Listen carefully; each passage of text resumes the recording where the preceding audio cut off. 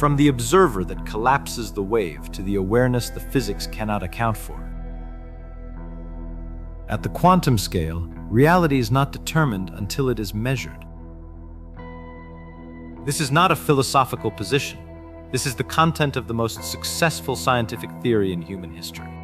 Quantum mechanics predicts experimental outcomes with extraordinary precision, more decimal places than any other physical theory, and at its core it contains an embarrassment that over a century of the finest physics minds has not resolved.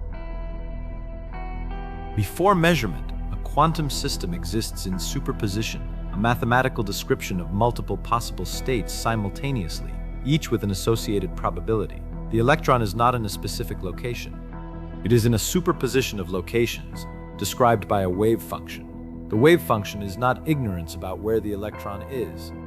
It is the complete description of the system. The electron genuinely does not have a definite position. Then, measurement, the wave function collapses. The electron is found in one location. What caused the collapse? The measurement. What is a measurement? An interaction with a macroscopic system, a detector, an apparatus. What makes a detector different from any other quantum system? Here the physics becomes uncomfortable. The Copenhagen interpretation, dominant for most of the 20th century, says the wave function collapses upon observation. It does not specify what constitutes an observation. Is a particle detector sufficient? A camera? A human brain? Does consciousness specifically cause collapse? Or any physical interaction? If any physical interaction collapses the wave function, we need another interaction to observe the first collapse, and we generate an infinite regress. If only consciousness causes collapse, we have a theory of physics with consciousness as a fundamental ingredient, which most physicists find philosophically uncomfortable and cannot formally define. Eugene Wigner proposed the friend thought experiment. His friend observes an experiment. From the friend's perspective, the wave function collapses. From Wigner's perspective outside the lab, his friend is in superposition, friend who observed spin up and friend who observed spin down, until Wigner asks, the observer is not inside the physics. The physics requires the observer. The physics cannot tell you what the observer is. Many worlds, the wave function never collapses. Every measurement branches into all possible outcomes. The observer problem dissolves because every outcome occurs. Also, we are now in a universe that splits with every quantum event. The number of splits per second across the cosmos is incomprehensible, and the observer is present in infinite branches simultaneously while remaining unexplained in any one of them. Relational quantum mechanics. There is no observer-independent reality. The wave function is relative to a reference system. Nothing has an absolute state. Reality is a web of relative descriptions. Also, who describes the descriptions? Decoherence. Quantum superpositions don't collapse, they leak into the environment, becoming entangled with so many other particles that interference becomes unmeasurable. The appearance of collapse is an artifact of tracking incomplete information. Also, the decoherence calculation still requires a perspective from which it is performed. 3 frameworks, 3 sealed doors. The observer remains at all 3 exits unexplained.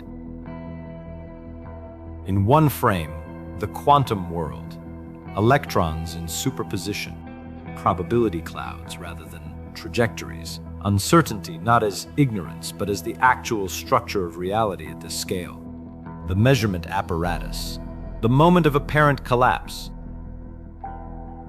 In the other frame, the observer the physics requires but cannot place, the consciousness that is necessary for the theory to produce predictions but that the theory cannot explain. The embarrassment at the center of the most successful scientific theory ever developed is not a failure. It is an arrow, pointing at something the physics is not equipped to look at directly. A theater produced plays of extraordinary quality, the most realistic ever staged. The audience never questioned whether they were real. Then a physicist attended and said, "These plays are extraordinary, but I notice the audience is required for the play to have a determinate state. Without observers, the play exists only as probability. I have looked everywhere in the play for the audience. I cannot find it." "Of course not," said the theater director. "The audience is not in the play. The audience is what the play is for." "Then where do I put them in my equations?" asked the physicist. "You don't," said the director. "They are what allows you to have equations." Kashmir in the Pratyabhijna Hridam, Sutra 1, cit-shakti, of its own free will, is the cause of the full display of the universe. Consciousness, of its own free will, causes the appearance of the world. This is a more fundamental claim than consciousness causing quantum collapse through some mechanism. It is the claim that the universe as an object of knowledge requires a knowing subject. The physics requires an observer.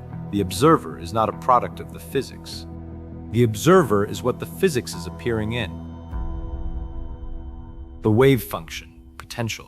The collapse, potential becoming actual.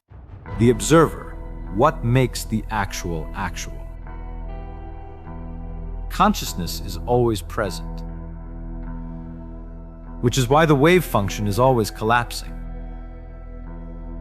which is why the world is always actual. Not because you are watching, because the awareness that is the ground of watching has never looked away.